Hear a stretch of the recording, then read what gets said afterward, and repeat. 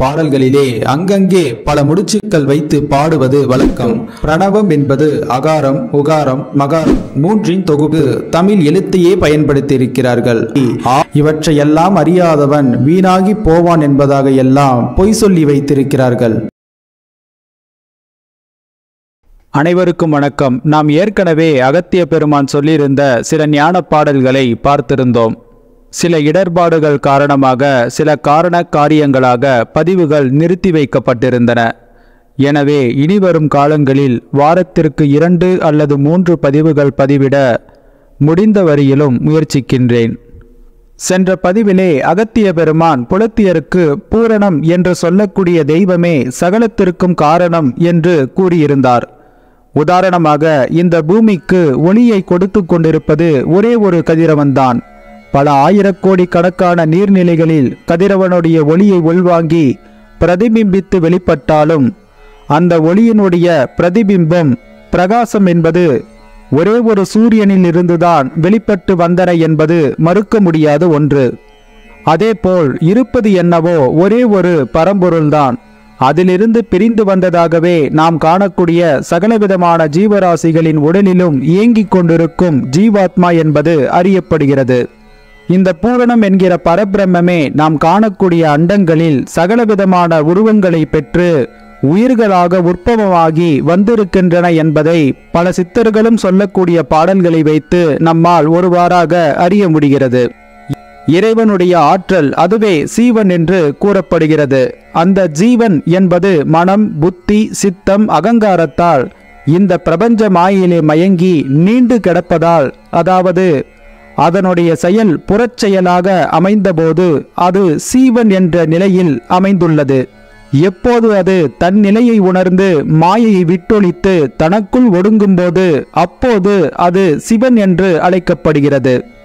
பூரணமே தெய்வம் என்று கூறும் அகத்தியர் அந்த பூரணத்தின் ஆற்றல் ஒவ்வொரு ஜீவாத்மாவிற்குள்ளேயும் அந்த ஆற்றல் நீண்டிருக்கும் போது அது சீவன் என்று அழைக்கப்படுகிறது. அதுவே அது தன் நிலையை உணர்ந்து மனம், புத்தி, சித்தம், அகங்காரம் இவற்றையெல்லாம் தனக்குள் ஒடுங்கி நிலை நிற்கும் போது அது சிவன் என்று போற்றப்படுகிறது என்கிறார். அனைத்து ஜீவ ஜந்துக்களுக்குள்ளும் இருப்பது என்னவோ ஒரே ஒரு சீவன்தான். ஆனால் அது பிரதிபிம்பித்த இடத்தை பொறுத்து வேறுபட்டதாக பார்க்கப்படுகிறது. அந்த ஜீவன் எந்த உடலை தேர்ந்தெடுத்து அதற்குள்ளே புகுந்து அந்த தேகத்தை பெற்று உலாவுகிறதோ எடுத்த அந்த தேகத்திற்கு ஏற்ப ஒரு தன்மையை பெற்று வேறுபடுகிறது. உதாரணத்திற்கு கங்கை நீர் என்று அழைக்கக்கூடிய புனித நீர்நிலைகளில் பிரதிபிம்பித்து காணக்கூடிய சூரிய கரணங்கள் மிகுந்த பிரகாசம் கொண்டதாகவும் அனைவராலும் மதிக்கக்கூடியதாகவும் பார்க்கப்படுகிறது. அதுவே கழிவுநீர் சாக்கடையில் தோன்றிய கீற்றுக்கள் பிரதிபிம்பித்த கிரணங்கள் அனைவராலும் போற்றுதலுக்கு தகுதியற்ற ஒன்றாக பார்க்கப்படுகிறது. காரணம், அது பிரதிபிம்பித்த இடமே அல்லாது அது கதிரவனுடைய குற்றம் அல்ல. இதேபோல் பரம்பொருள் என்பது சகல ஜீவராசிகளுக்கும் தன்னுடைய ஆற்றலை சரிசமமாகவே பிரித்து வழங்கி வருகிறது. அது அதனுடைய தன்மைக்கும் செயலுக்கும் பொறுத்தவாறே அதனுடைய இயல்பை பெறுகிறது. ஒன்று அனைவராலும் மதிக்கப்படுகிறது, மற்றொன்று அனைவராலும் வெறுக்கப்படுகிறது. இந்த விருப்பு வெறுப்புகள் எல்லாமே மனிதனின் மனமாயினால் ஏற்படுகிறதே அல்லாது வேறொன்றுமில்லை என்பதே சித்தர் பெருமக்கள் உட்பட அனைத்து ஞானிகளுடைய கருத்தாகவும் இருக்கிறது. எனவே இந்த விருப்பு வெறுப்பை ஒழித்தவன் மாத்திரமே ஞானசாகரத்தில் மேல் நோக்கி நகர முடியும் என்பது திண்ணம். இந்த விருப்பு வெறுப்பாகிய ஆணவ மலமே சற்று உயர்ந்து இதுவே ஜாதி என்றும் தந்தை தாய் என்றும் மதம் என்றும் தங்களுக்கு தாங்களே மாயினால் ஏற்படுத்தி கொண்ட மாய வழியில் சிக்குண்டு குழப்பத்தால் ஆழ்ந்திருக்கக்கூடிய மனிதர்கள் இதை விடுத்து எப்போது சுழுமுனை மையத்தில் மனதை நிறுத்தி சரியாக தன்னுடைய ஜீவனை ஒடுக்கிக் கொள்கிறார்களோ அப்போதே அவனுக்கு யோக சித்தி வாய்க்கிறது என்பதையே அகத்திய பெருமான் நமக்காக இங்கே வெளிப்படுத்தி கொண்டிருக்கிறார். இன்றைய பதிவிலும் இது சம்பந்தமான பாடல்களை பார்க்க போகிறோம். எனவே இந்த பாடல்கள் அனைத்துமே ஞானத்தின் உச்சத்திலிருந்து யோக பாதையில் ஞான மார்க்கத்தில் செல்பவர்களுக்கு வழிகாட்டும் என்பதில் எந்த ஒரு ஐயமும் இல்லை. அருமையான பாடல்களை அள்ளி அள்ளி வீசி உள்ளார் அகத்திய மாமுனிவர். அதை இன்று பார்த்து மகிழலாம். ஊதியதோர் ஊத்தறிந்தால் அவனே சித்தன். உத்தமனே 16 பதியே ஆகும். வாதிகளே 24 பதியின் பாதம். வகை 4 முயிராகும் மார்க்கம் கண்டு. சோதிபரி பூரணமும் இவை 3 தான். தூங்காமல் தூங்கி அங்கே காக்கும்போது. ஆதி என்ற பராபரையும் அரணும் ஒன்றாய். அண்ணாக்கின் வட்டத்துள் ஆகும் பாரே என்கிறார். எல்லாமே ஒரே ஒரு கருத்துதான். அது சொல்லக்கூடிய விதத்தில்தான் மாற்றங்கள் உள்ளன. உண்மையில் ஈஸ்வர தத்துவத்தின் அடிப்படை என்பது ஜீவசக்தியாகிய வாயுவையும் ஜீவனையும் சார்ந்து மட்டுமே அமைந்துள்ளது என்பது திண்ணம். ஊதியதோர் ஊத்தறிந்தால் அவனே சித்தன். உத்தமனே 16 பதியே ஆகும். எந்த இடத்தில் எவ்வாறாக நிறுத்தி ஊத வேண்டும் என்பதை அறிந்தவனே சித்தனாக மாற தகுதி உடையவனாகிறான். அந்த விதத்தில் சித்த வித்தை என்று சொல்லக்கூடிய வாசி சாதனத்தை கற்றவர்களுக்கு எப்படி நிறுத்த வேண்டும், எங்கே இருந்து ஊத வேண்டும் என்பது தெளிவாக புலப்படும். இதை தெளிவாக இங்கே அகத்தியர் வெளிப்படுத்துகிறார். அண்ணாக்கின் வட்டத்துள் ஆகும் பாரே என்கிறார். அண்ணாக்கு என்று சொல்லக்கூடிய உள்நாக்கு தொங்கிக் கொண்டிருக்கக்கூடிய இடத்திற்கு பின்புறமாக அமைந்துள்ள இரு துளைகள் வழியாக ஜீவசக்தியாகிய வாயு மேலேறி செல்லும் போது அங்கே அமைந்துள்ள குகை போன்ற ஒரு அமைப்பின் உச்சி மேலே அமைந்துள்ள சுழுமுனை ஸ்தானம். இவற்றுக்கு இடைப்பட்டு இருக்கக்கூடிய இந்த வாசி பயணத்தின் தூரம், அதாவது அவரவருடைய கை கட்டை விரல் உயரம் என்னவாக உள்ளதோ அந்த அளவிற்கே இதனுடைய தூரம் என்பது அமைந்துள்ளது. ஒரு ஜீவாத்மா பூரணத்தின் நிலையை உணர்ந்து அனுபவத்தை பெற்று இறுதியில் பரமாத்மாவுடன் இணைவதற்கான பயண கால அளவு எவ்வளவாக உள்ளது என்கிற கேள்விக்கு ஞானத்தந்தை சுவாமி சிவானந்த பரமஹம்சர் அவர்கள் மிக எளிமையாக விளக்கப்படுத்தியிருந்தார். அதாவது அவரவருடைய கை கட்டை விரல் உயரம் என்னவாக உள்ளதோ அந்த அளவே ஒருவர் வாசி சாதனத்தில் வெற்றி பெறுவதற்கான தூரம் என்பதை வெளிப்படுத்தியிருந்தார். இதை அனைவரும் உணர்ந்து கொள்ள வேண்டும். இந்த கை கட்டை விரல் அளவு உள்ள தூரத்திற்குள்ளே நடக்கக்கூடிய பயணத்திற்கே பல பெயர்கள் வைத்து அழைக்கப்படுகின்றன. சோதி பரிபூரணமும் இவை 3 தான். தூங்காமல் தூங்கி அங்கே காக்கும்போது என்கிறார். ஊதியதோர் ஊத்தறிந்தால் அவனே சித்தன். எப்படி தூங்காமல் தூங்கி அங்கே ஊதக்கூடிய ஊத்து முறையை அறிந்து அண்ணாக்கில் நிறுத்தி பழகக்கூடிய ஒருவன் சித்தனாக உயர்கிறான். மற்றவர்கள் நிலை தவறி சரிகிறார்கள் என்கிறார். இவை எல்லாமே ஒரே ஒரு விஷயத்தை தான் வேறு வேறு வார்த்தை நயனங்களை உபயோகப்படுத்தி இலக்கிய ஆற்றல்களை பயன்படுத்தி அவரவருடைய புலமையின் ஆளுமையை கொண்டு சொல்வதால் வேறுபடுகிறதே அல்லாது வாசித்து அறியக்கூடிய இங்கே சொல்லக்கூடிய அனைத்து சித்தர்களுடைய பாடலும் ஒரே ஒரு சூட்சமத்தை வெளிப்படுத்துவதாகவே உள்ளது.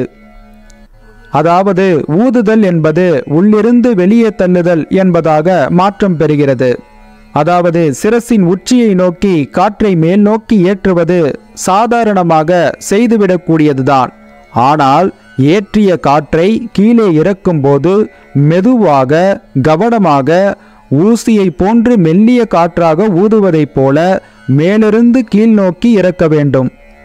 அப்படி அண்ணாவிலே அந்த காற்றானது இறங்கி வரும்போது சிரசிற்குள்ளே இருக்கும் யமன் கோளை என்ற கபம் என்பது நூல் நூலாக திரியாக மேலிருந்து கீழ் இறங்குவதை முறையாக சித்தவித்தை தீட்சை பெற்று சரியாக செய்து வரக்கூடிய நிலையில் வாசி சாதனத்தில் இந்த அனுபவத்தை பெற்றவர்கள் ஒப்புக்கொள்வார்கள். இந்த அனுபவம் வாய்க்க வேண்டுமென்றால் மேலிருந்து கீழ் நோக்கி காற்றை மெல்ல மெல்ல ஊத வேண்டும். இந்த நிலையை உணர்ந்து இதை தன்மயமாக்கி பழக்கப்படுத்தி கொள்பவர்களுக்கு வாசி சாதனை சித்தியாகிறது. இப்படி கீழே வாசியானது இறக்கப்பட்டுள்ள நிலையில் அடுத்த சுவாசத்தை உடனே மேல் நோக்கி ஊதாமல் சிறிது நேரம் காத்திருந்து அண்ணாக்கின் பின்புறத்திலே ஏற்படக்கூடிய சுழற்சியை கண்காணிக்க வேண்டும். அதை கண்டறிந்தவன் மாத்திரமே நாளடைவில் யோக சித்தி பெற்றவனாக உயர்கிறான். அண்ணாக்கின் பின்புறத்தில் ஏற்படக்கூடிய சுழற்சி அது சுற்றக்கூடிய இடம் என்பதற்காகவே ஞானத்தந்தை அந்த இடத்தை சுற்றம்பலம், அதுவே சிற்றம்பலம் ஆகியது என்று சொல்லியிருந்தார். சிற்றம்பலமும் சிவனும் நம் அருகில் இருக்க வெற்றம்பலம் தேடி பல நாள் அலைந்து விட்டேனே என்று பெரியவர்கள் புலம்பியதும் இதையேதான். சிற்றம்பலம் என்பது அண்ணாவின் பின்புறத்தில் காற்று சுழன்று கொண்டிருக்கக்கூடிய இடமே சிற்றம்பலம், அதுவே சுற்றம்பலமாகிறது. அந்த இடம்தான் தொடக்கப் புள்ளி, அவசியமான ஒன்று. அங்கே பார்ப்பதுதான் வாசி சாதனத்தினுடைய சூட்சமம், அடிநாதமாகிறது. எனவே இதைதான் இங்கே அகத்தியர் ஊதறிந்து ஊதுபவன் சித்தனாவான் என்று சொல்லுகிறார். ஒரு பசுவின் மடியிலிருந்து பால் கறக்க வேண்டுமென்றால் அதனுடைய காம்பில் மேலிருந்து கீழாக மெல்லியதாக ஒரு அழுத்தம் கொடுத்து கீழ் நோக்கி இழுக்க வேண்டும்.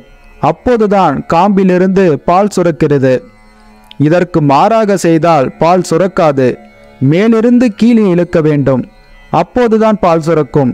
இந்த விதமாக பசுவின் காம்பிலிருந்து பால் சுரப்பதைப் போல பசுவாகிய ஆணவ மலமாகிய நாம் நம்முடைய சிரசிற்குள்ளே இருந்து பால் கறப்பதைப் போல மெல்ல மெல்ல அழுத்தி கீழ் நோக்கி இழுக்கும்போது சிரசிற்குள்ளே இருக்கக்கூடிய யமன் கோலை என்று அழைக்கக்கூடிய கபமாகப்பட்டது முதலாவதாக இறங்கி விடுகிறது. அதன் பிறகு அமிர்தம் என்பது சுரக்கிறது. இந்த பால் கறக்கும் உதாரணத்தை முன்வைத்து இந்த வாசி சாதனத்தின் நுணுக்கத்தை வெளிப்படையாக உடைத்தெறிந்த காரணத்திற்காகவே இடைக்காடர் சித்தர் என்கிற ஒரு சித்தர் பெருமகனார் இன்றளவும் போற்றப்படுகிறார்.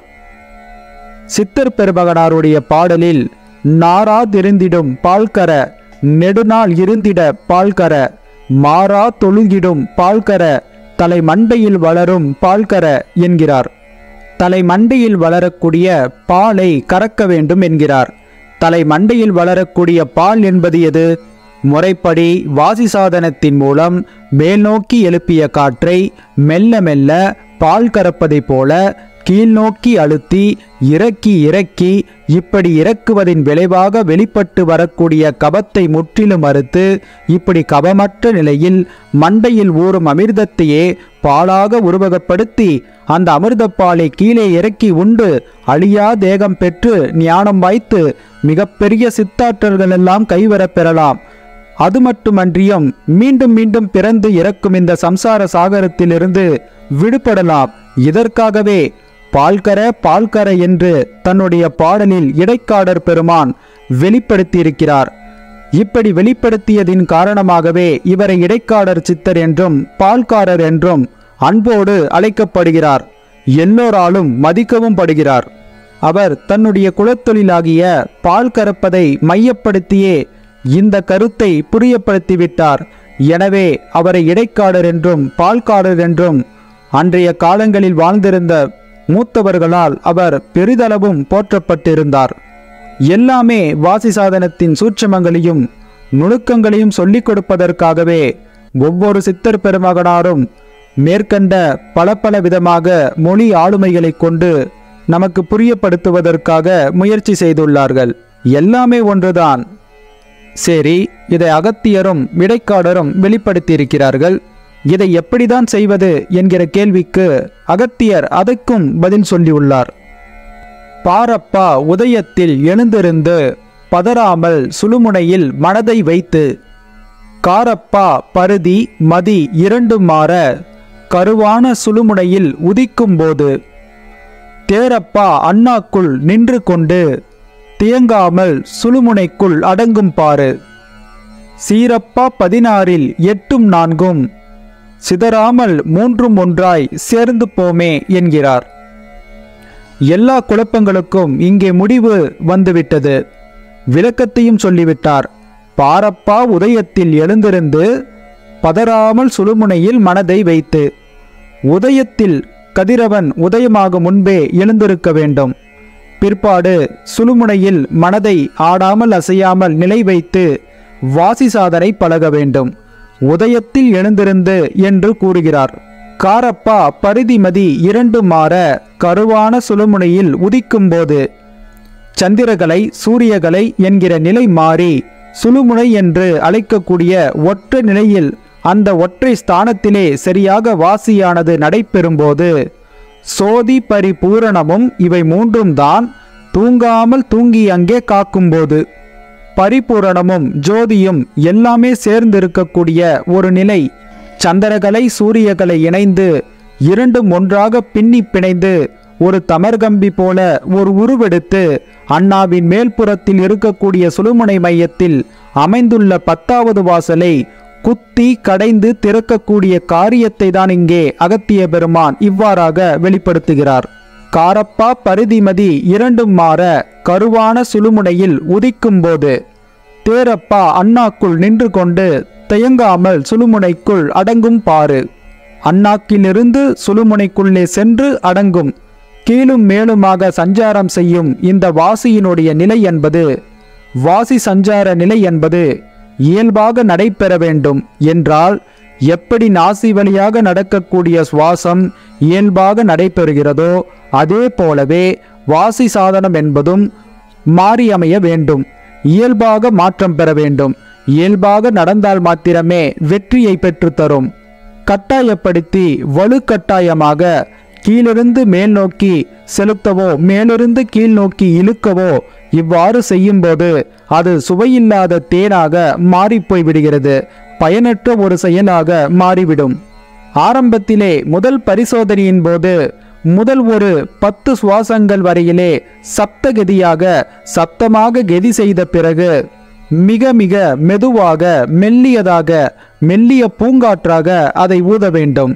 அப்படி ஊதும்போதுதான் சிரசிற்குள்ளே இருந்து கபமாகப்பட்டது கீழே இறங்கி வந்து அதன் பிற்பாடு அமிர்தபானம் என்பது மெல்ல மெல்ல இயல்பாக சுரக்க ஆரம்பிக்கும். இதற்கு மிக்க கவனமும் பொறுமையும் நிதானமும் தேவை. எந்த நேரத்தில் செய்ய வேண்டும் என்கிற அறிவும் தேவை. நான் என்கிற அகங்காரத்தை விட்டொழித்து மனதை சரியாக இந்த வாசி சாதனத்தில் நிலைநிறுத்தி பழக வேண்டும். மனம் ஒரு புறத்தில் மந்திரத்தை உச்சரித்து கொண்டிருப்பதாக இருந்தால் எந்த விதத்திலும் இங்கே வாசி சித்தி என்பது நடைபெறாது. எனவே மனதை எந்த விதமான சலனங்களுக்கும் ஆட்படுத்தாமல் இந்த வாசி சாதனையில் மாத்திரம் காற்றை மேல் கீழாக இழுக்கக்கூடிய இந்த நிலையிலே மாத்திரம் கவனப்படுத்தும் போதுதான் வித்தை என்பது நமக்கு கை கொடுக்கிறது. இது அல்லாது புறத்தில் மனம் சஞ்சரித்து செல்வதோ மந்திரத்தை உச்சரித்து கொண்டிருப்பதாலேயோ வித்தை கை கொடுக்காது, கை விட்டுவிடும் என்பது திண்ணம். தேரப்பா அண்ணாக்கில் நின்று கொண்டு தயங்காமல் சுழுமுனையில் அடங்கும் பாரு. அப்படி பார்க்கும்போதுதான் அண்ணாவிலிருந்து சுழுமுனைக்குள்ளே சென்று இந்த வாசியானது அடக்கம் பெறும், ஒடுக்கம் பெறும். இதை நாம் உணர வேண்டும். சீரப்பா 16 8 4 சிதறாமல் 3 ஒன்றாய் சேர்ந்து போமே என்கிறார். 16 8 4 3 5 1 இப்படி கணக்காக சொல்லியவைகள் எல்லாமே வெறும் அளவுகளை சொல்வதற்காக சொல்லப்பட்ட கணக்கீடுகள் அல்ல. வாசியை பற்றி சொல்லக்கூடிய சூட்சுமமாகவே இருந்தன. இத்தனையும் போட்டு குழப்பிக்கொள்ள வேண்டாம். முறைப்படி சொல்லியபடி வித்தை செய்து வந்தால் இவை எல்லாமே ஒன்றுதான் என்கிற உண்மை புலப்பட்டுவிடும். இப்படி குருமார்கள் சொல்லிக் கொடுத்தபடியாக வாசி சாதனத்தை முறையாக கற்றறிந்தவர்களுக்கு, கற்றறிந்து வரக்கூடியவர்களுக்கு இங்கே அகத்தியர் சொல்லுகிறார், 3 ஒன்றாய் சேர்ந்து போமே என்கிறார். வாசி சாதனையில் 3 ஒன்றாய் சேர்ந்து போமே, எல்லாமே ஒன்றுதான் என்கிற உணர்வு உனக்கு அப்போது வந்துவிடும். எல்லாமே வாசிதான், வாசியில்தான் சகலவிதமான மறைப்பும் இருக்கிறது என்கிற உண்மை உனக்கு விளங்கிவிடும் என்பதையே அகத்தியர் பெருமான் இங்கே மறுபடியும் குற்றமற நமக்கு விளக்கிச் சொல்லி வருகிறார். ஒன்றான பூரணமே இதுவேயாட்சி, உதித்த கலை தான் என்றும் இதுவேயாட்சி. நன்றாக தெரிந்தவருக்கு ஞானம் சித்தி, நாட்டாமற் சொன்னதனால் ஞானமாமோ? பன்றான வாதிகுரு சொன்ன ஞானம் பரப்பிலே விடுக்காதே பாவமாகும். திண்டாடு மனதோருக்கு காணப்போகா, தெளிந்தவருக்கு தெரிவித்த உவமைதானே என்கிறார். ஒன்றான பூரணமே இதுவே ஆட்சி, இதுதான் பூரணம். வாசி சாதனை என்பதுதான் பூரணம்.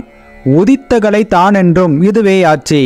சந்திரகலை சூரியகலை என்று சொல்லியதோ சுழுமுனை என்று சொல்லியதோ சகலமும் இந்த வாசியை நடத்துவதற்கு தான் என்பதை ஒருவன் புரிந்து கொண்டு விட்டான் என்றால் அவனுக்கு சகலமும் விளங்கிவிட்டதாக மாறிவிடுகிறது. நன்றாக தெளிந்தவருக்கு ஞானம் சித்தி. இதை சரியாக புரிந்து கொண்டு விட்டால் அவனுக்கு ஞானம் என்பது சித்தி. இதை விடுத்து சொல்லப்பட்ட எண்ணிக்கைகளை கூட்டியும் குறைத்துமாக அதிலேதோ சூட்சுமம் இருப்பதாக நினைத்து அதற்கு ஒரு சக்கரத்தை வரைந்து அதற்குள்ளே எண்களையும் இலக்கங்களையும் பதிந்து அதற்கென்று ஒரு தனியாக ஒரு மந்திரத்தை கூறிக்கொண்டு யாகங்களையும் ஹோமங்களையும் வளர்த்து கொண்டிருந்தால் யோகம் என்பது சித்தியே ஆகாது. எல்லாமே அண்ணாக்கு பாதையில் நடக்கக்கூடிய வாசியின் போக்கில் மனதை நிலைநிறுத்தி அறிவதில் மாத்திரமே இருக்கிறது என்கிற உண்மையை ஒருவன் விளங்கிக் கொள்ள வேண்டும். நன்றாக தெரிந்தவருக்கு ஞானம் சித்தி. இதை சரியாக தெரிந்தவருக்கு மாத்திரமே ஞானம் என்பது சித்தியாகும்.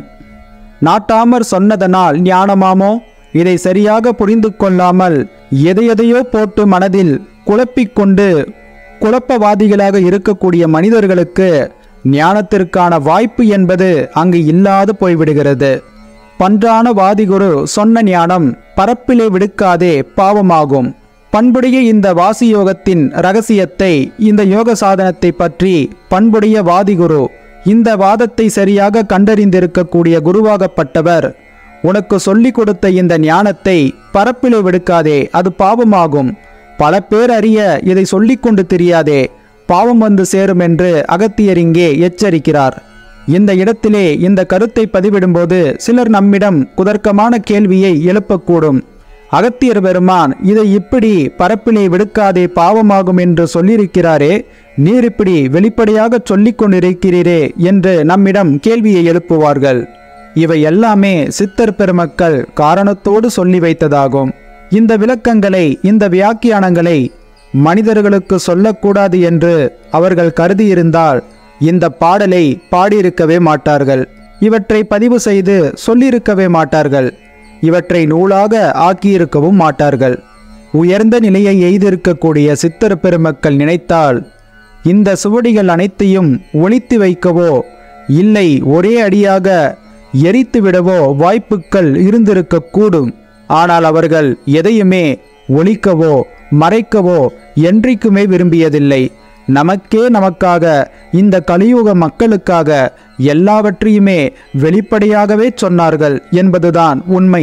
ஒருவேளை இவற்றையெல்லாம் இரகசியமாக வைத்து கொள்ள வேண்டும் என்று அவர்கள் எண்ணியிருந்தால் நம் கைகளுக்கு, இந்த அற்பமான மனிதர்களுடைய கைகளுக்கு இந்த நூல் அகப்பட்டிருக்காது. எனவேதான் சித்தர் பெருமக்கள் இது அனைவரிடமும் போய் சேர வேண்டும் என்கிற உயர் நோக்கத்தோடே ஒரு வழியை கண்டுபிடித்து மாறாட்டமாக இப்படி சொல்லி வைத்தால் இந்த கலியுக மக்கள் இதை பின்பற்றுவார்கள் என்கிற நம்பிக்கையோடு இந்த வழியை அவர்கள் முயற்சித்தார்கள். அதாவது இந்த கலியுகத்தில் அறச்செயல்கள் குறைந்துவிடக் கூடாது என்கிற நோக்கத்தில் இந்த கலியுகத்தில் தீயவற்றுக்கெல்லாம் மனிதர்கள் ஒன்று கூடுவார்கள் என்பதை அறிந்திருந்ததாலேயே இவற்றை இவ்வாறாக சொல்லி வைத்தார்கள். அதாவது இதை இரகசியமாக வைத்துக்கொள் என்று ஒரு மனிதனிடம் சொல்லிவிட்டால் பாடாய்ப்போனவன் இதை 10 பேரிடம் சொல்லிவிட்டுதான் மறுவேளை பார்ப்பான் என்பது அவர்கள் அன்றைய காலங்களில் நன்கு அறிந்திருந்தார்கள். ஆகையினால்தான் இது இரகசியமப்பா, இது பரப்பிலே விடுக்காதே, இதை மற்றவர்களுக்கு சொல்லாதே, அப்படி சொன்னால் உனக்கு பாவம் வந்து சேரும் என்று சொன்னாலும் அதை பலர் அறிய சொல்லிவிட்டுதான் அவன் மறுவேளை பார்க்க செல்வான் என்பது சித்தர் பெருமக்கள் அறிந்திருந்த ஒன்றுதான். இதன் காரணமாகவே இப்படிப்பட்ட வார்த்தைகளை பயன்படுத்தியிருக்கிறார்களே அல்லாது சித்தர் பெருமக்கள் முழுக்க முழுக்க அன்புமயமானவர்கள், இரக்கவயப்பட்டவர்கள். அதனாலேயே இந்த யோக சாதனத்தின் நுணுக்கங்களை எல்லாம் இங்கே மனிதர்களுக்காக பாடல் வடிவில் சொல்லிக் கொடுத்திருக்கிறார்கள். திண்டாடும் மனதோர்க்கு காணப்போகா, தெளிந்தவருக்கு தெரிவித்த உவமைதானே என்கிறார். இது திண்டாடக்கூடிய மனதை கொண்டவனுக்கு இது என்ன என்பது புரியாமல் போய்விடும். தெரிந்தவருக்கு மாத்திரமே உவமையோடு கூட இதை நாம் சொல்லியிருக்கிறோம். இதை புத்தியோடு புரிந்து கொண்டவன் பிழைக்கிறான், மற்றவன் தள்ளாடுகிறான் என்கிறார் அகத்தியர். உவமை இன்னும் சொல்லுகிறேன் உலகத்துள்ளே, உவமை உள்ள பரிகாசம் நனி பேசாதே, பகைமை பண்ணி கொள்ளாதே, வீண் பேசாதே, பரப்பிலே திரியாதே, மலையேறாதே, நகையாதே, சினங்காதே, உறங்கிடாதே, நழுவாதே, சுனுமுனையில் பின்வாங்காதே, செகமுழுதும் பரிபூரணம் என்று அறிந்து வென்று தெளிந்த பின் உலகத்தோடு ஒத்து வாழே என்கிறார். உனக்கு இன்னமும் குழப்பமாக இருக்கிறதா? கவலை வேண்டாம், சொல்லுகிறேன் மகனே, கேள். உவமை இன்னம் சொல்லுகிறேன் உலகத்துள்ளே, உவமையுள்ள பரியாசம் நனி பேசாதே. இப்படி யோக சாதனத்தை ஒருவன் சொல்லியிருக்கிறானே என்பதற்காக அவனை நீ கேவலமாக பேச வேண்டாம். பரிகாசம் செய்யாதே, நையாண்டி செய்யாதே, நனி பேசாதே, அவனை கேவலமாக பேசாதே, பகைமை பண்ணி கொள்ளாதே, ஒரு யோகியை பகைத்து கொள்ளாதே, வீண் பேசாதே, அவரை பற்றி புறம் பேசி தெரியாதே, பரப்பிலே திரியாதே, மலை ஏறாதே. இந்த பிரபஞ்ச மாயிலே உன்னுடைய மனதை செலுத்தி பிரபஞ்ச வாழ்க்கையே கெதி என்று எண்ணி பெரிதென்று கருதியும் பரப்பிலே அலைந்து திரிந்து கொண்டிருக்காதே, மலை ஏறாதே. இப்படி ஒரு கருத்தை அகத்தியர் சொல்லிவிட்டாரே என்று இதற்காக நீ காடு மலைகளுக்கு தேடிச் சென்று அழிந்து திரிய வேண்டிய அவசியம் என்பது இல்லை. உன்னுடைய இல்லறத்திலே ஒரு மூளை இருக்கும். அந்த மூளையில் அமர்ந்தபடியாக இந்த பயிற்சியை நீ செய்து கொண்டிரு. இதற்காக மலையேற வேண்டிய அவசியம் உனக்கு இல்லை என்று ஆணித்தனமாக அகத்தியர் இங்கே வெளிப்படுத்துகிறார். நகையாதே, சினங்காதே, உறங்கிடாதே, தேவையில்லாத உணர்வுகளுக்கு இடம் கொடுக்காதே, கோபம் கொள்ளாதே, யோக சாதனம் பழக வேண்டிய நேரங்களில் குரட்டை விட்டு தூங்கிவிடாதே. ஒருவேளை தூங்கிவிட்டால் எல்லாமே பாழாய் போய்விடும். நழுவாதே, சுடுமுனையில் பின்வாங்காதே. இதெல்லாம் ஆகாது என்று சொல்லி உன்னுடைய கடமையிலிருந்து நழுவி ஓடிவிடாதே. சுழுமுனையில் பின்வாங்காதே. சுழுமுனை மையம் என்று சொல்லக்கூடிய இடத்தில் உன்னுடைய மனதை நிலைநிறுத்தி அங்கேயே காத்திரு. அந்த இடத்தை விட்டு எந்த வகையிலும் பின்வாங்காதே. சுழுமுனையில் சதாகாலம் மனதை நிறுத்தி வாசி பழகி வரக்கூடியவர்களுக்கு சதா பிராணாயாமி என்கிற பெயர் ஒன்று உண்டு. எனவே சுழுமுனையில் மனதை நிறுத்தி இருப்பதிலிருந்து எந்த வகையிலும் பின்வாங்கி விடாதே என்று எச்சரிக்கிறார். செகமுழுதும் பரிபூரணம் அறிந்து வென்று தெரிந்த பின் உலகத்தோடு ஒத்து வாழே என்கிறார். இதுதான் வாழ்க்கை, இதுதான் உண்மை, இதுதான் சத்தியம், இதுதான் அந்த ஜோதி. இந்த ஜோதியே அனைத்து ஜீவாத்மாவிற்குள்ளேயும் இயங்கிக் கொண்டிருக்கிறது. எனவே இதுதான் பரிபூரணம். எனவே இதுதான் நாம் சென்று சேர வேண்டிய இலக்கு என்பதை புரிந்து கொண்டதின் பிறகு, இதுதான் இலக்கு என்பதை புரிந்து தெளிந்து உணர்ந்த பிறகு, சுழுமுனை மையத்தில் உன்னை நீ சரியாக ஒடுக்கி கொண்டு விட்ட பிறகு இந்த உலகத்தோடு நீ ஒத்து வாழலாம். அந்த வகையில் எந்த விதமான குற்றமும் அது உனக்கு ஏற்படுத்தி தராது. இந்த நிலை வாய்க்க வேண்டுமென்றால் முதலிலே யோக நிலையில் உன்னை நீ யார் என்பதை விளங்கிக் கொள்ள வேண்டும். முதலிலே யோக வெற்றியை பார்.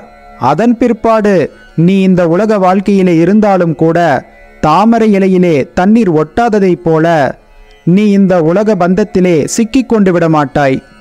அதன் பிற்பாடு இந்த உலக மனிதர்களோடு சேர்ந்து நீ உலாவிக் கொண்டிருந்தாலும் உன்னுடைய மனமாகப்பட்டது யோக வாழ்க்கையில் மாத்திரம் உன்னுடைய மனமாகப்பட்டது லயமாகி கொண்டிருக்கும். எனவே யோக சித்தியை நோக்கி செல்ல வேண்டிய பயணத்தை இப்போதே தொடங்கிவிடு. அதன் பிறகு அதிலே நீ நிலை நின்று சுழுமுனை மையத்தில் மனதை நிறுத்தியபடியாக இந்த உலக வாழ்க்கையை நீ வாழ்ந்து கொள்ளலாம். அதிலே உனக்கு எந்த விதமான பாதகமும் வந்துவிடாது என்று நமக்காக இங்கே அகத்திய பெருமான் மிகவும் இரக்கத்தோடு கூட பல விஷயங்களை வெளிப்படையாகவே சொல்லி வருகிறார்.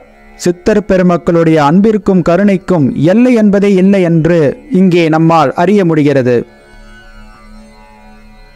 வாழாமல் உலகம் விட்டு வேடம் பூண்டு வயிற்றுக்காக வாய்ஞானம் பேசி பேசி தாழ்வான குடிதோறும் இறப்பான் மட்டை தமையறியா சண்டாளர் முழு மாடப்பா பாலாக பாவிகளின் சொற்கேளாதே பதறாதே வயிற்றுக்காக மயங்கிடாதே கேளாத பேச்சையெல்லாம் கேட்டு கேட்டு கலங்காதே உடல் உயிரென்று உரைத்திடாதே என்கிறார். இந்த உடலை காப்பாற்றுவதற்காக பசிக்கிறது, அதற்காக இந்த பாதக காரியங்களை செய்து கொண்டிருக்கிறேன் என்பதாக கூறிக்கொண்டு வாய்ஞானம் பேசாதே என்கிறார். நீ செய்த தவறுகளை எல்லாம் சரிப்படுத்துவதாக கூறி மழுப்பாதே. பொய் வேஷம் பூண்டு காஷாயம் தரித்து சந்நியாசி போலவும் துறவிகளைப் போலவும் கோலம் பூண்டு மற்றவர்களை ஏமாற்றக்கூடிய காரியங்களில் ஈடுபட்டு இறந்து திரியாதே என்கிறார். மற்றவரிடத்தில் சென்று பசிக்கிறதே என்று கையேந்தி நிற்காதே. அப்படி செய்யக்கூடியவன் முட்டாள், மூடன், மட்டை என்று சொல்லுகிறார். தாழ்வான குடிதோறும் இறப்பான் மட்டை தமையறியா சண்டாளர் முழு மாடப்பா.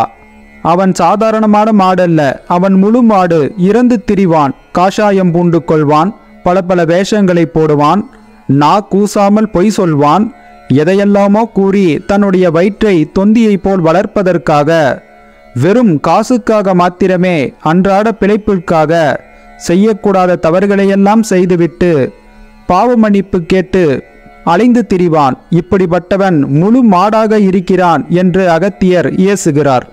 அது மாத்திரமல்ல, அவனை சண்டாளன் என்கிறார். சண்டாளன் எனப்படுபவன் தீண்டத்தகாதவன். அப்படிப்பட்டவன் முகத்தில் விழித்தாலே பாவம் வந்து சேரும் என்று அச்சுறுத்தக்கூடிய வார்த்தைகளை கூறி ஒதுக்கி வைக்கப்பட்டவன் என்று பொருள்படுகிறது. இந்த விதமாக மக்கள் இவ்வாறாக சண்டாள இனத்தை வர்ணித்துள்ளார்கள்.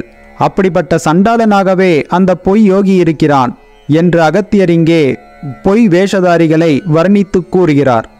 உண்மையில் சண்டாளர்கள் என்று எவரும் இல்லை. இப்படிப்பட்ட பொய் வேஷதாரிகள் தங்களுடைய மனதை கல்விஷமான புக்திகளால் நிரப்பிக்கொண்டு உள்ளத்தை சாக்கடைக்கு நிகராக மாற்றிக்கொண்டு காசுக்காக பொய் பேசி நாடகமாடி மற்றவர்களை ஏமாற்றி தானும் படுகுழியில் விழுந்து காஷாயம் பூண்டு ருத்ராட்சம் தரித்து கொண்டு ஜால வேஷதாரிகளாக வாழ்ந்திருக்கக்கூடிய ஒருவன் எந்த வகையில் பார்த்தாலும் அவன் குற்றமுடையவனாகவே காணப்படுகிறான். தவறான ஒரு வாழ்வியல் முறையில் வாழ்ந்து கொண்டிருக்கும் அந்த பாவி அனைவராலும் சண்டாளன் என்றே அவன் அறியப்படுவான். பாலாக பாவிகளின் சொற்கேளாதே, பதறாதே, வயிற்றுக்காக மயங்கிடாதே என்கிறார். இப்படி பாவிகளாக இருக்கக்கூடிய அந்த முட்டாளுடைய பேச்சை செவிமடுத்து கேட்டுவிடாதே என்கிறார். இந்த அற்ப வாழ்க்கைக்காக அவன் சொல்லிய தவறான காரியங்களை எல்லாம் புரிந்து எந்த வகையிலும் உன்னை நீ தாழ்த்தி கொண்டு விடாதே மகனே, நல்ல புத்தியோடு கூட வாழப்பார் என்று எச்சரிக்கிறார் அகத்தியர். கேளாத பேச்சையெல்லாம் கேட்டு கேட்டு கலங்காதே, உடல் உயிரென்று உரைத்திடாதே என்கிறார். இப்படியாக காஷாயம் தரித்து ருத்ராட்சம், பாதக்கோடு, கமண்டலம் ஆகியவற்றை மாட்டிக்கொண்டு வீதிதோறும் அலைந்து திரிபவர்கள் காசுக்காகவும் அன்றாட அற்ப வாழ்க்கைக்காகவும் பொய் வேஷம் பூண்டு திரிபவர்கள் பல லட்சம் பேர் இருக்கிறார்கள்.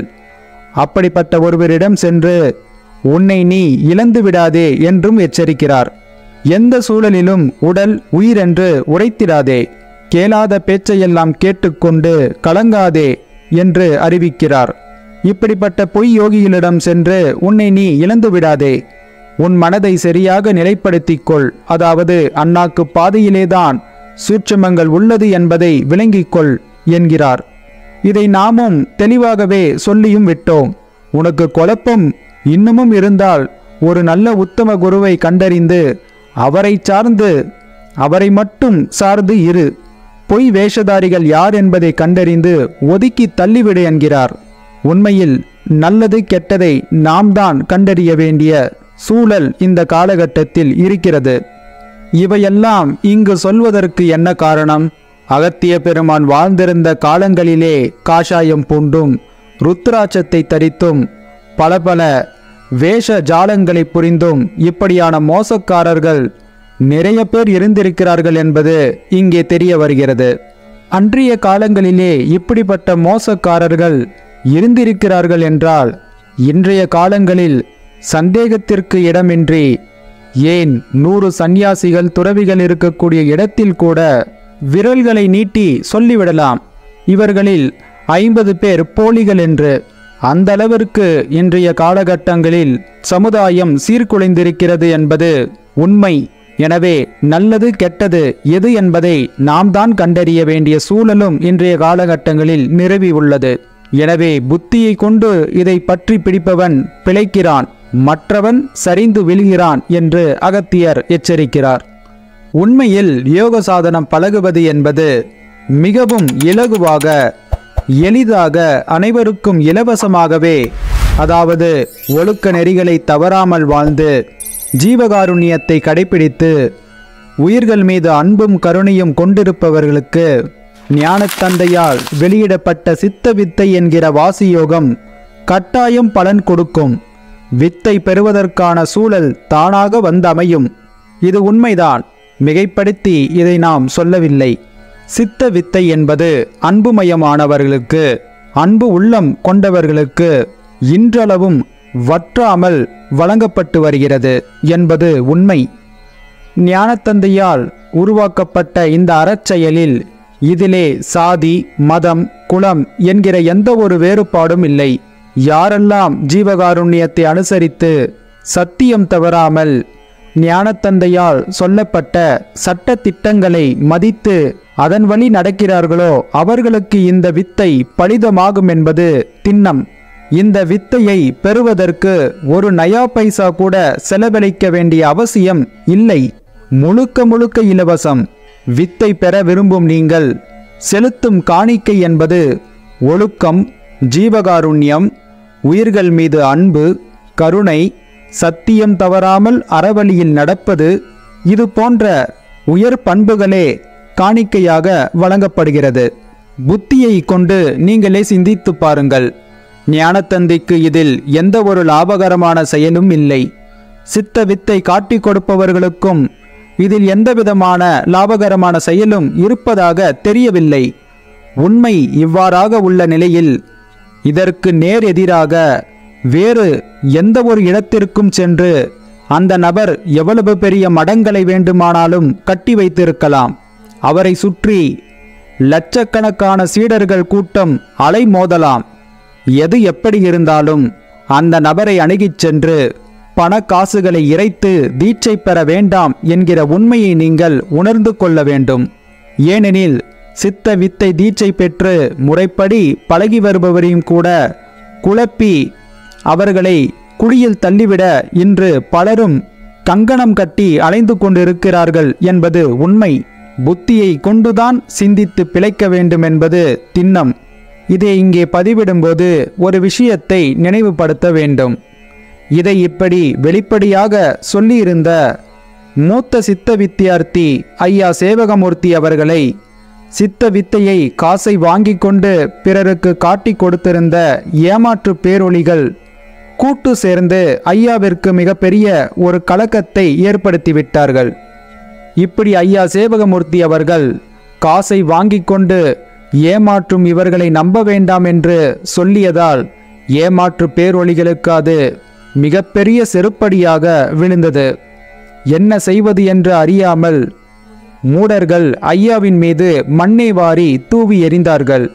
இந்த மாதிரி சேவகமூர்த்தி என்பவர் 1,00,000 ரூபாய் பணத்தை வாங்கி கொண்டு வித்தையை காட்டி கொடுக்கிறாராம் என்று புழுதியை வாரி எறிந்தார்கள் பாவிகள். மோசடி பேரொளிகள் ஒன்றை அறிய மறந்துவிட்டார்கள். கீழே கிடக்கின்ற மண் துகள்களை எல்லாம் சேகரித்து மடியில் கட்டியபடியாக வானத்தை நோக்கி வீசி எறிந்து அந்த வானத்தை மூடிவிடலாம் என்று நினைத்தார்கள் போல. ஐயாவின் உள்ளம் தூய்மையானது.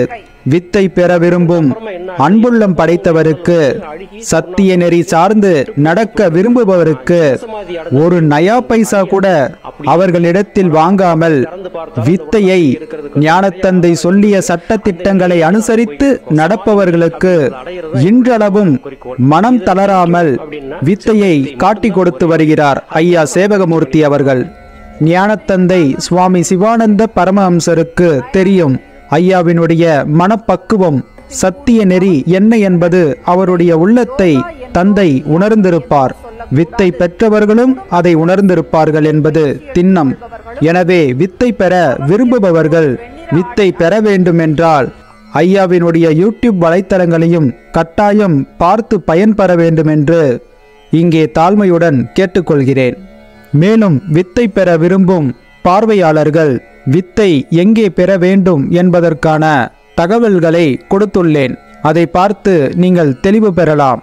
மேலும் ஏதேனும் சந்தேகம் என்றால் நம்முடைய மின்னஞ்சலில் கேள்விகளை எழுப்பலாம். எனவே இனி வரும் காலங்களில் சித்த வித்தை பெற்று சட்ட திட்டங்களை அனுசரித்து சத்தியம் தவறாமல் நடக்க விரும்பும் பார்வையாளர்களுக்கு கூட ஒரு அறிவிப்பை இங்கே தாழ்மையோடு தெரிவித்துக் கொள்கிறேன். வித்தை பெற்ற நீங்கள் உங்களுடைய சமாதி காலம் வரையிலும் சத்திய நெறி தவறாமல் இருக்க வேண்டும் என்பதை மனதில் வைத்து கொள்ள வேண்டும். மரணமே வருமாயினும் பெற்ற வித்தையை விற்று அர்ப்பணனாக வாழ்வதை காட்டிலும் மரணித்து போவது மேல் என்று உணர வேண்டும். இந்த வைராக்கியத்தை உங்கள் உள்ளத்திற்குள்ளே வரவழைத்து கொண்ட பிறகே வித்தையை பெற வேண்டும். இப்படி சத்திய நெறியோடு சத்தியம் தவறாமல் வாழ்ந்து வருபவர்களுக்கு நிச்சயம் சித்த வித்தை பெற்று உயர்நிலையில் எய்திருக்கக்கூடிய ஆன்மாக்கள் கை கொடுத்து உங்களை தூக்கி விடுவார்கள். உங்களை எந்த விதத்திலும் கைவிட்டு விட மாட்டார்கள். ஞானத்தந்தை உங்களை எல்லளவும் கைவிட்டு விட மாட்டார். அணுவணுவாக உங்களை கண்காணித்தபடியாகவே இருப்பார்கள். எனவே கவனமாக எந்த ஒரு தீய செயலும் செய்துவிடாதபடியாக மனதை பக்குவப்படுத்தியபடியாக வாழ்க்கையை நடத்தி வர வேண்டும். எவ்வளவு பெரிய சோதனை வாழும் காலங்களிலே வந்தாலும் அதை தகர்த்து உங்கள் சமாதிக்கு அவர்கள் வழி ஏற்படுத்தி தருவார்கள். எனவே எக்காரணத்தை கொண்டும் வித்தையை விற்று பிழைக்க வேண்டும் என்கிற எண்ணம் வந்தால் அதை ஒரே அடியாக எரித்து சாம்பலாக்கி விடுங்கள். இந்த கருத்தை, இந்த பதிவை பார்க்கும் உள்ளங்களுக்கு அன்போடு தெரிவித்துக் கொள்கிறேன். உடல் உயிரும் பூரணமும் மூன்றும் ஒன்றே, உலகத்திற் சிறிது சனம் வெவ்வேறென்பார். உடல் உயிரும் பூரணமும் ஏதென்றாக்கால் உத்தமனே 16 ஒரு 4 உடல் உயிரும் பூரணமும் அயன்மால் ஈசன் உலகத்தோர் அறியாமல் மயங்கிப் போனார். உடல் உயிரும் பூரண அடிமுடியும் மாற்றே, உதித்த கலை நிலையறிந்து பதியில் நில்லே என்கிறார். இந்த உலக வாழ்க்கையில் உடல் உயிர் பூரணம் இந்த மூன்றும் ஒன்றாகவே இணங்கி செயல்படுகிறது. ஆனால் பலர் இதை வேறு வேறு என்று சொல்லுவார்கள். அதாவது இறைவன் வேறு, மனிதன் வேறு, மனிதனும் இறைவனும் என்றைக்குமே ஒன்றாகவே முடியாது என்றும் மனிதர்களை குழப்பவாதிகளாக மாற்றி வைத்திருக்கிறார்கள். பூரணம் என்பது எதுவென்றால் இங்கே சொல்லப்பட்டுள்ள 16, 8, 2, 3 என்று சொல்லக்கூடிய எண்ணிக்கைகளில் அது அடங்காது.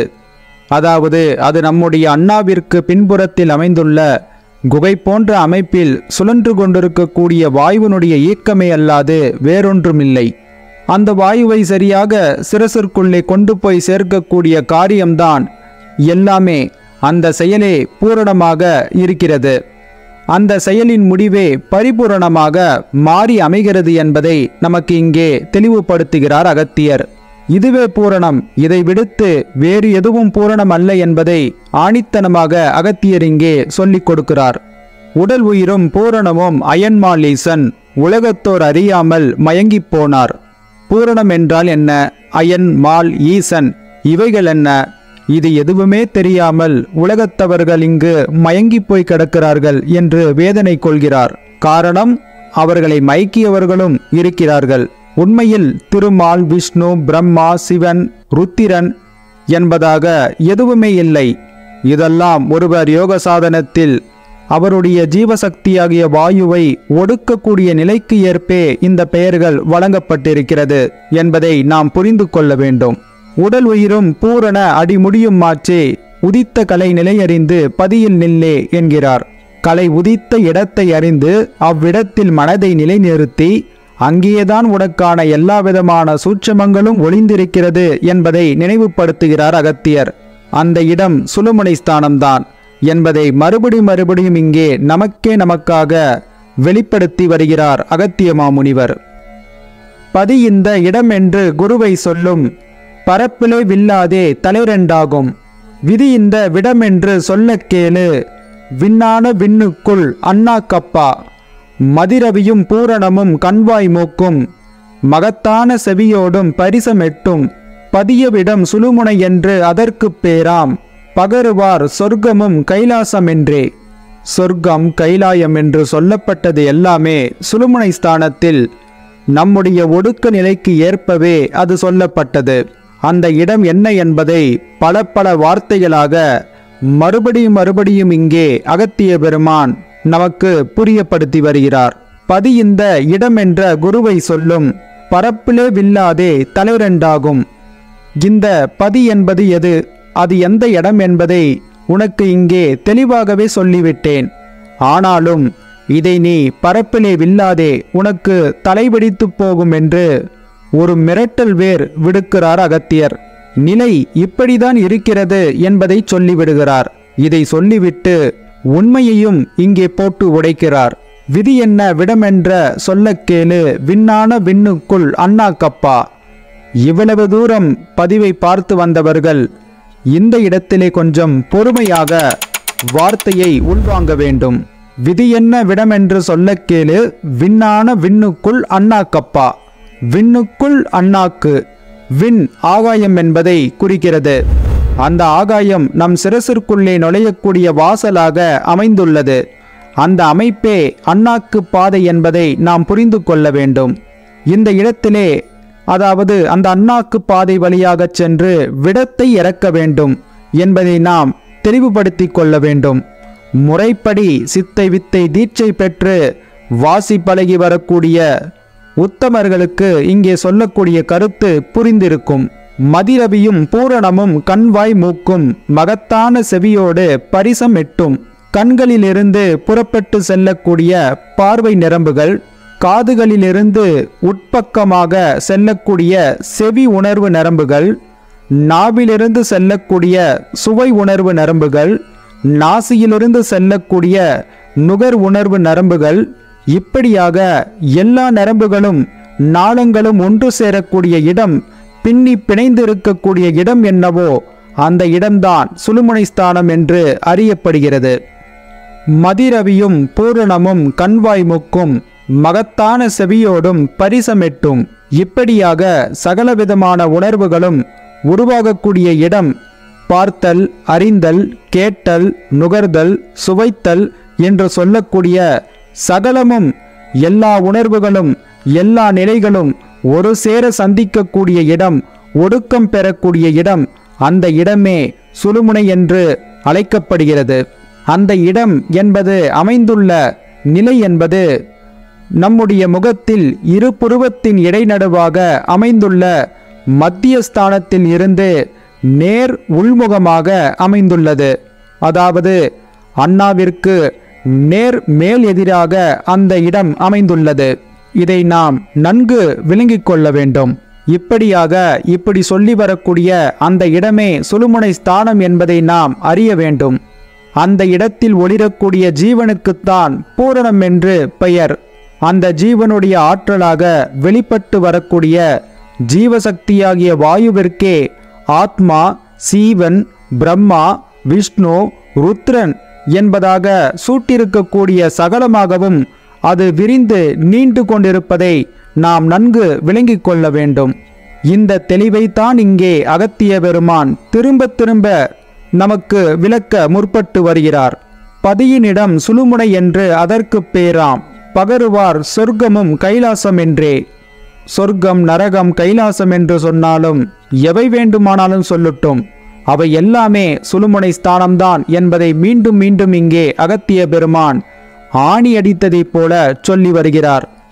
முடிவுரை வந்துவிட்டது. அருமை சகோதர சகோதரிகளுக்கு ஒரு விளக்கம். எல்லாமே சுழுமுனையை சார்ந்துதான் இருக்கிறது என்பதை நாம் விளங்கிக் கொள்ள வேண்டும். சுழுமுனை மையத்தில் அமைந்துள்ள 10வது வாசலை முட்டி கடைந்து திறக்கும் போதே ஒருவனுக்கு ஞானம் என்பது வாய்க்கப் பெறுகிறது என்பதையும் இதுவரையிலும் நாம் பார்த்து வந்திருக்கக்கூடிய பல சித்தர்கள் பாடலிலும் இந்த விவரத்தை அறிந்து வந்திருக்கிறோம். திரும்ப திரும்ப ஒரே விஷயத்தை கேட்பவர்களுக்கும் பார்ப்பவர்களுக்கும் சலிப்பு என்பது வரதான் செய்யும். ஒரு விதமான சலிப்பும் ஆயாசமும் ஏற்படுவது வாடிக்கையான ஒன்றுதான். உண்மை கசக்கத்தான் செய்யும்.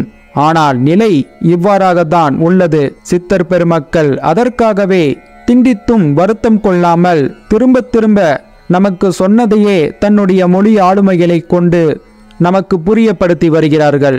நமக்குள்ளே குழப்பங்கள் ஏற்பட்டு நிலை தவறிவிடக் கூடாது என்பதற்காகவே சுழுமுனை ஸ்தானம்தான் அனைத்துமாக உள்ளது என்பதை உணர்த்துவதற்காகவே இந்த விதமாக முத்தான பாடல்களின் மூலமாக விளக்கி வருகிறார்கள். உண்மையில் சித்தர் பெருமக்கள் மீது வைத்திருக்கக்கூடிய நம்பிக்கை பற்று விசுவாசம் குறையாமல் முறைப்படி வித்தை பழகி வந்தால் நிச்சயம் நாமளும் ஞானம் பெறுவோம் என்பதை இங்கே தெளிவுபடுத்திக் கொள்கிறேன். மேலும் அடுத்த பதிவிலே சந்திக்கலாம். அனைவருக்கும் நன்றி. வாழ்க நலமுடன்.